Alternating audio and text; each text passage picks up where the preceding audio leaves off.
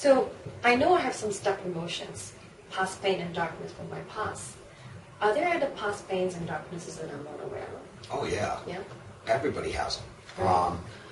Part of the reason that we do is that when we're born, on day one, Right. we don't even have a conscious thought at this point, really. I mean, most people would say that, some people would say that we do, but we haven't been influenced by anybody as far as teachers or parents or anything. Yeah. But on day one, part of the imprint that hits us, because it automatically starts impression from one viewpoint, is that our family history, our family's traditions, our cultural traditions, and all of this ends up imprinting itself from day one that we aren't even aware of.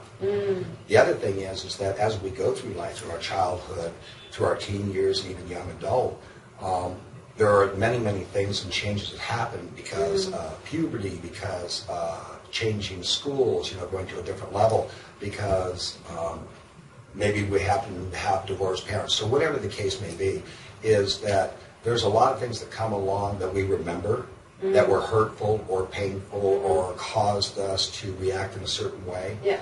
But the things that really hurt and the things that were extremely painful, or some of the incidents that took place, especially when we were young, we bury those because they're too painful to think about. They're too painful to remember. So we bury those oftentimes as we're children growing up.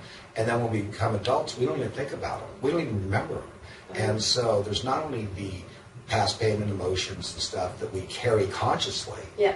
There's the ones that are in our sub and unconscious state that we've completely forgotten about. And that's where some of the problem lies, is that we go and we do thing after thing after thing, and we read book after book after book, trying to change ourselves or change our lives, but we can only get as deep as we're capable of getting with the things that we are aware of. Yeah. There's not enough programs out there. There's virtually hardly any programs out there, except for this one, that will take you and strip that away and then start digging deeper for those things that you don't remember. Because once you truly start clearing the stuff you remember away, we can start working and we start bringing up the stuff that you don't remember. And it starts surfacing pretty quickly once we get to that point. So when it starts coming up, that stuff we then get rid of. And then you have a chance to start changing your life. Because then you're changing it not just in your conscious thought, but from your subconscious and your unconscious thought.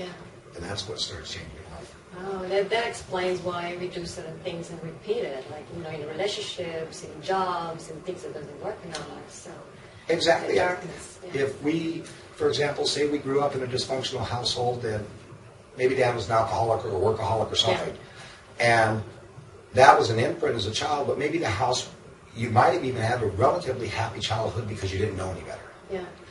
But what happens as you get older is oftentimes you'll marry the person that reminds you of that because that felt safe. Yes. Or you end up realizing it didn't feel safe and you go so dramatically opposite that that's just as bad. Yeah. Because you go from one extreme to another when the reality is your happiness lies somewhere in the middle.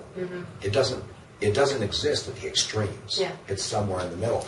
And we'll marry the same person or date the same type of individual. They'll look completely different. They'll be different sizes and shapes. They'll even come from different cultural backgrounds.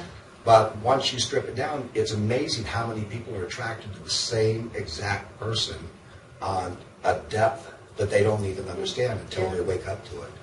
And so there's a lot of things that imprint our life like that. So it's important to recognize that through all this work that you do. Well, we do the work, and then the biggest part of the work is stripping away all of that. But the best part about it is not just stripping away the things that we do know and then the things that we don't know, but bringing forward the good things. But the other part of that is we start to develop a clarity that we've never had before. And not just from here, not just from our heart, but from our spirit level. We start all three getting aligned, and we develop a clarity that's unquestionable. We no longer stand in the store and think for 20 minutes on which outfit we're going to buy. Right. Because we're only thinking from here.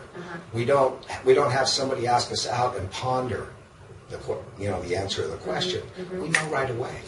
Because when it's right, it's right. When it's wrong for us. And because we're in alignment, there's no argument going on inside of us anymore. There's not, they've got money and they're the right package and they look good, but that little hesitation, it doesn't happen because when we get to that hesitation with the clarity says, nope. You know what I mean? It's that instant. It's that cut and dry. So you have such clarity at that point that it's actually hard to trick somebody after they've been to one of these camps. You know, it's hard for somebody to, shall we say, play games with them because the clarity is so clear that you start seeing through all of the other things. So you just know. Yeah, you just start knowing and you start seeing life in a much clearer way. And so you end up not going towards the things that create the darkness or the pain or things in your life because you're so clear. You just don't, you see them. Yeah. You're so clear. They're just right there on the surface where they were buried before. It's like X-ray vision. Oh, fantastic.